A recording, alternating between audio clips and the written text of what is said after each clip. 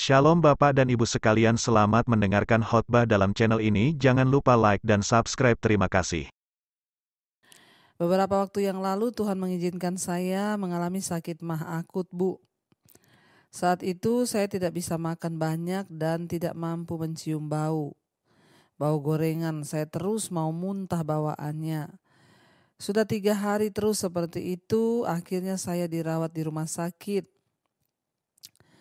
Sebelum saya masuk rumah sakit, saya dirawat di rumah selama 3 hari. Jadi sudah sakit 3 hari, baru dibawa masuk ke rumah sakit. Singkat cerita, setelah keluar dari rumah sakit, saya tidak mampu minum obat dari rumah sakit karena terus saya mau muntah.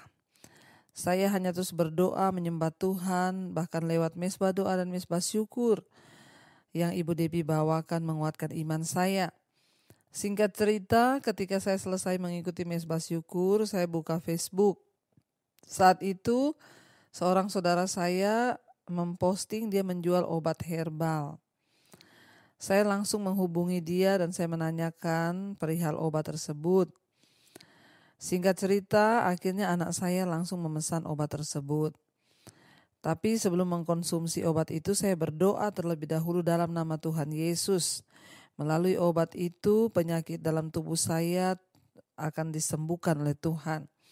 Saya imani, Bu, seperti yang sering Ibu Debbie perkatakan setiap kali berdoa, di dalam nama Tuhan Yesus ada kesembuhan. Dan puji Tuhan, Bu, saya mengalami mujizat Tuhan yang sangat besar dan luar biasa. Keesokan harinya saya bisa makan dan saya juga bisa makan dalam ukuran yang agak banyak. Sampai saat ini saya sudah disembuhkan oleh Tuhan Yesus. Terima kasih banyak ya. Sebenarnya masih banyak yang mau ceritakan. Saya ceritakan tentang kebaikan dan kasih Tuhan dalam hidup saya. Bahkan kesaksian ini saya harus sampaikan karena ketika saya masih ada di rumah sakit, saya sudah berjanji pada Tuhan, kalau saya disembuhkan, saya akan bersaksi di mesbah doa. Terima kasih Ibu Debbie atas semua khotbah-khotbah Ibu sampaikan yang membuat iman saya semakin bertumbuh dan bahkan membuat pribadi saya benar-benar diubahkan oleh Tuhan. Bahkan lewat khotbah-khotbah Ibu, saya terus mengucap syukur. Ketika saya ada dalam masa sukar, dalam masa sulit melanda kehidupan keluarga saya bisa bersyukur kepada Tuhan. Bahkan suami dan anak-anak ya, dan kedua anak saya sudah sekarang mulai ikut sama-sama mesbah doa. Saya percaya, Bu, semua hanya karena jamahan Roh Kudus atas mereka. Oh iya Ibu Debbie, saya baru benar-benar aktif ikut mesbah doa sejak Februari yang lalu. Sebenarnya saya sudah mengikuti khotbah-khotbah Ibu sejak tahun 2021. Cuma karena sekarang jaringan di tempat kami karena waktu itu jaringan di tempat kami belum terlalu baik. Nanti sekarang saya baru aktif. Dan kebetulan saya sekarang berada di Palu, Bu. Terima kasih Bu Debbie atas setiap firman yang Ibu sampaikan. Semoga semakin banyak jiwa-jiwa yang dimenangkan dan diselamatkan lewat channel YouTube Ibu. Tuhan Yesus memberkati Ibu sekeluarga, bahkan seluruh tim yang ada. Maaf kalau kesaksian saya ini panjang. Saya mengucap syukur Ibu dan puji Tuhan. Saya berusia 39 tahun. Saya berasal dari Poso tapi tinggal di Palu ya. Iya, puji Tuhan, terima kasih buat kesaksian yang luar biasa. Ya, Tuhan itu ajaib, Tuhan itu dahsyat, dan ketika kita mau sungguh-sungguh berharap, maka Dia Tuhan yang luar biasa. Saudara, kita percaya bahwa ya tidak ada yang kebetulan di dalam hidup kita, tetapi Tuhan turut bekerja untuk mendatangkan kebaikan. Karena itu tetaplah berserah, tetaplah percaya saudara ya, bahwa Tuhan sanggup. Bahkan sekarang kita akan melanjutkan pembacaan firman Tuhan. Kemarin kita sudah selesai dengan Keluaran pasal 18. Kemarin kita sudah membaca bagaimana mertua Musa menegur Musa dan dia berkata, kamu jangan sendirian melayani bangsa yang banyak itu. Nanti kamu akan lelah dan tidak bisa melakukan tugas yang lain. Ya, sebagai hamba Tuhan kita juga harus berhikmat menjaga agar tidak kelelahan supaya kita bisa melakukan pekerjaan-pekerjaan yang lain. Akhirnya mertuanya memberi saran untuk Musa membagi kelompok-kelompok dan menempatkan kepala-kepala atas setiap pasukan-pasukan supaya mereka menyelesaikan perkara-perkara yang mudah, sementara perkara yang sukar itu barulah disampaikan kepada Musa. Saudara, ya kita mengucap syukur kalau hari ini kita nggak perlu lagi bertanya kepada pendeta atau siapa saja tentang suara Tuhan. Kenapa? Tentang petunjuk Tuhan, karena di dalam Alkitab sudah begitu jelas petunjuk-petunjuk Tuhan bagi kita. Kita lanjutkan sekarang. Keluaran 19, Tuhan menampakkan diri di Gunung Sinai. Ayat yang pertama. Pada bulan ketiga setelah orang Israel keluar dari tanah Mesir, mereka tiba di padang gurun Sinai pada hari itu juga. 2. Setelah mereka berangkat dari Rafidim, tibalah mereka di padang gurun Sinai. Lalu mereka berkemah di padang gurun, orang Israel berkemah di sana di depan gunung itu. Lalu naiklah Musa menghadap Allah dan Tuhan berseru dari gunung itu kepadanya. Beginilah kau katakan kepada keturunan Yakub dan kau beritakan kepada orang Israel. Ya saudara yang sudah pernah pergi ke Gunung Sinai, ya saya percaya kita melihat keadaan di sana saudara ya. Ya di sebalik gunung itu ya di situ benar-benar padang gurun. Ya kita melihat di sana ya tandus, panas ya, dan juga beberapa dari kita yang sudah pernah naik ke atas Gunung Sinai, ya kita bisa merasakan di sana keagungan Tuhan, di mana Tuhan pernah hadir di situ saudara ya, dan benar-benar ya sejarah itu ada dan terbukti memang Tuhan itu Tuhan yang hidup, Dia nyata dan sejarah Alkitab menceritakan semua saudara ya. Gunung Sinai itu adalah salah satu lokasi yang paling suci dalam sejarah Israel. Dia terletak di sebelah tengah selatan semenanjung Sinai. Gunung ini adalah tempat di mana Musa bertemu dengan Allah dalam semak duri yang menyala. Allah membuat perjanjiannya dengan Israel dan Elia mendengar Allah datang dalam embusan angin sepoi-sepoi. Di sini Allah memberi umatnya hukum dan pedoman untuk cara hidup yang benar. Mereka belajar tentang berkat-berkat ya, dan mereka juga belajar tentang ketaatan. Dan mereka juga belajar di sana tentang akibat-akibat kalau mereka tidak taat kepada kebenaran itu. Di Gunung Sinai lah Tuhan memberi peraturan. Ya mungkin karena kemarin kita sudah membaca, Tuhan melihat Musa itu sudah kecapean. Harus mengajari terus bangsa ini begini. Akhirnya Tuhan memberikan hukum-hukumnya. Ya supaya bangsa itu tahu apa yang harus mereka lakukan dan apa yang tidak boleh mereka lakukan. Lalu naiklah Musa menghadap Allah dan Tuhan berseru dari gunung itu kepadanya. Beginilah kau katakan kepada keturunan Yakub dan kau beritakan kepada orang Israel. Kamu sendiri telah melihat apa yang kulakukan kepada orang Mesir dan bagaimana aku telah mendukung kamu di atas sayap Raja Wali dan membawa kamu kepadaku. Jadi sekarang jika kamu sungguh-sungguh mendengarkan firman-Ku dan berpegang pada perjanjian-Ku, maka kamu akan menjadi harta kesayangan-Ku, ya, menjadi harta kesayangan-Ku sendiri dari antara segala bangsa, sebab Akulah yang empunya seluruh bumi, kata Tuhan. Ya Tuhan berkata kepada Musa untuk menyampaikan apa yang Tuhan sampaikan. Ya bagi orang-orang Israel, Tuhan berkata kepada Musa, sampaikan kepada keturunan Yakub, ya, beritakan kepada orang Israel bahwa kamu sendiri telah melihat apa yang kulakukan kepada orang Mesir. Tuhan mengingatkan agar Musa ingatkan bangsa itu.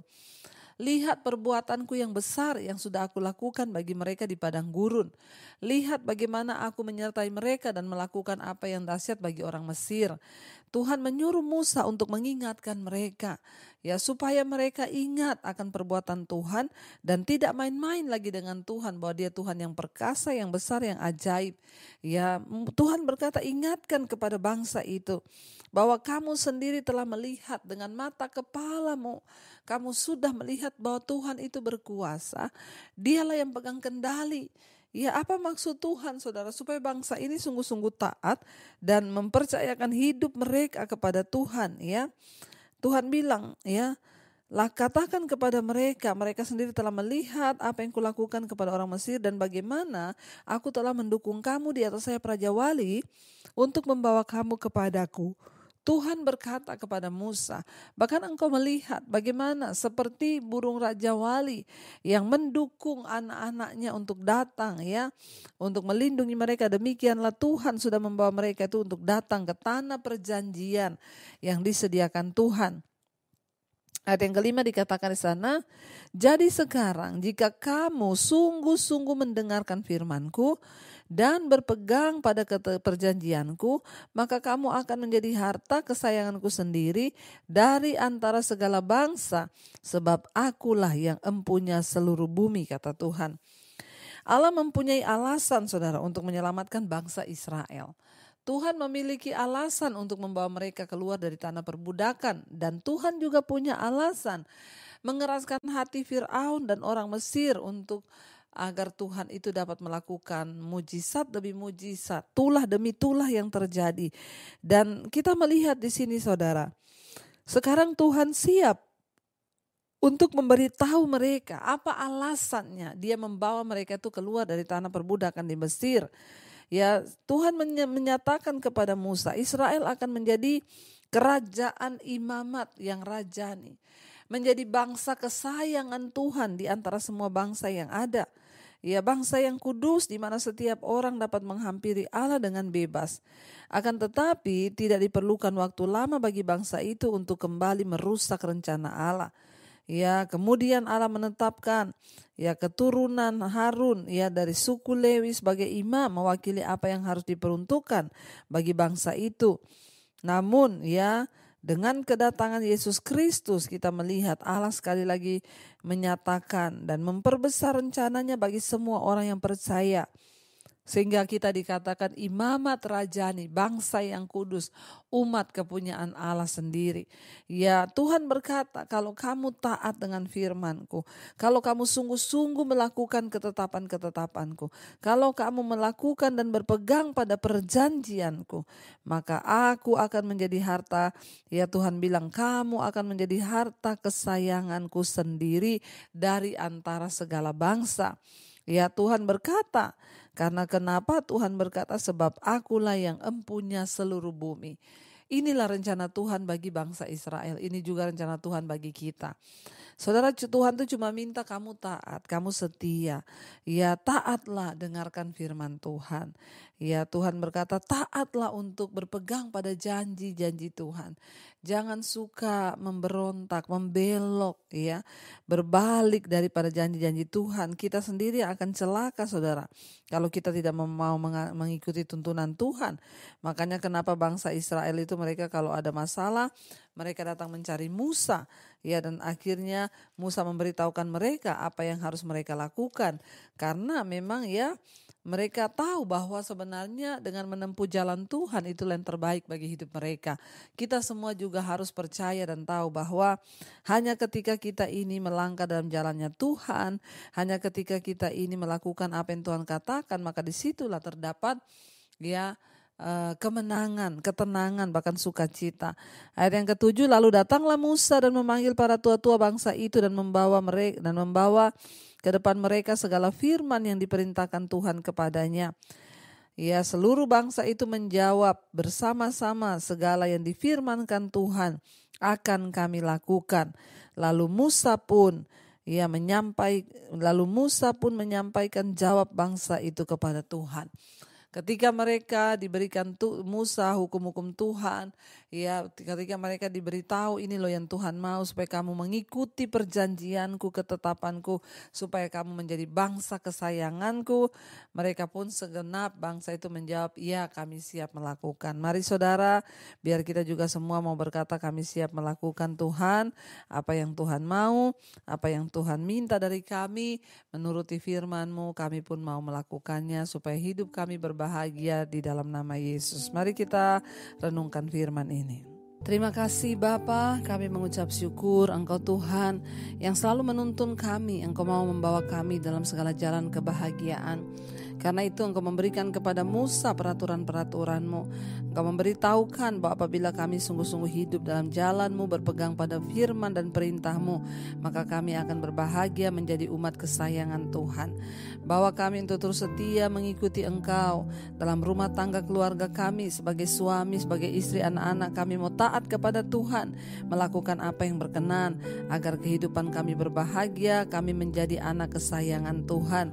Berkati seluruh keluarga besar kami Bapa, damai sejahtera-Mu, sukacita bahkan keselamatan yang daripadamu turun bagi keluarga besar kami semua. Bapa yang sedang sakit hari-hari ini, mungkin keluarga kami atau siapapun, Tuhan Engkau jamah dan lawat, berikan kesembuhan-Mu. Mari saudara letakkan tangan-Mu di bagian yang sakit dan berkatakan, aku percaya dalam nama Yesus ada kesembuhan. Ampuni salah dan dosa kami Tuhan, ampuni kalau semua ini terjadi karena pelanggaran kami. Tuhan, bawa kami untuk semakin hari semakin berkenan di hadapan Tuhan. Kami tolak, patahkan, hancurkan segala serangan-serangan kuasa kegelapan atas hidup kami di dalam nama Tuhan Yesus Kristus. Tuhan, Engkau terus memberkati bagi setiap anak-anak-Mu Tuhan yang terus setia mencari wajah-Mu. Berkati Bapa mereka yang sedang ada dalam pergumulan yang berat. Engkau tahu dan Engkau melihat Tuhan apa yang kami butuhkan, apa yang kami rindukan. Kami berdoa di dalam nama Tuhan Yesus.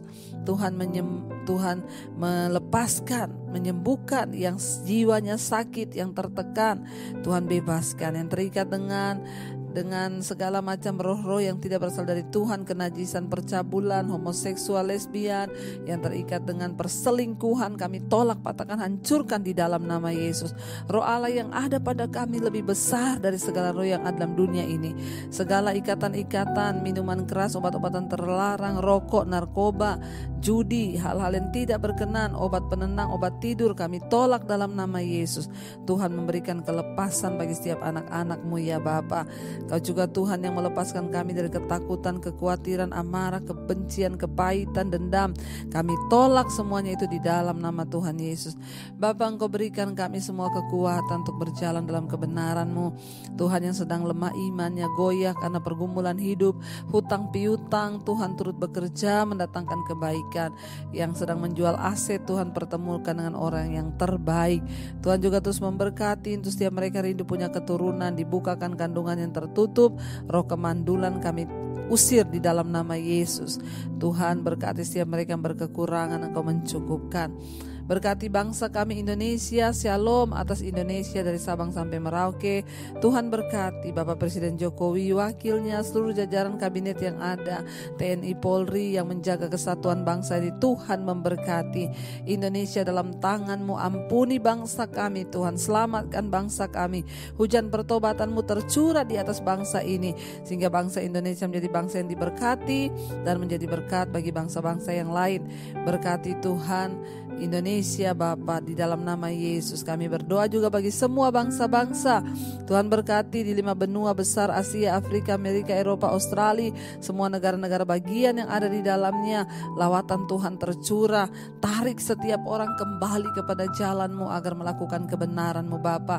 Berkati setiap mereka yang terus setia mengikuti mesbah doa Tuhan jamah dan lawat, terjadi kebangunan rohani di dalam nama Yesus. Terima kasih Bapa, kami membuka hati dan tangan kami untuk menerima berkat Tuhan. Diberkatilah Engkau dalam kehidupan-Mu, diberkati rumah tangga-Mu, diberkati pekerjaan-Mu, diberkati apa yang Kau lakukan dengan tangan-Mu Tuhan buat berhasil. Di dalam nama Tuhan kami Yesus Kristus kami berdoa mengucap syukur. Haleluya. Amin. Amin.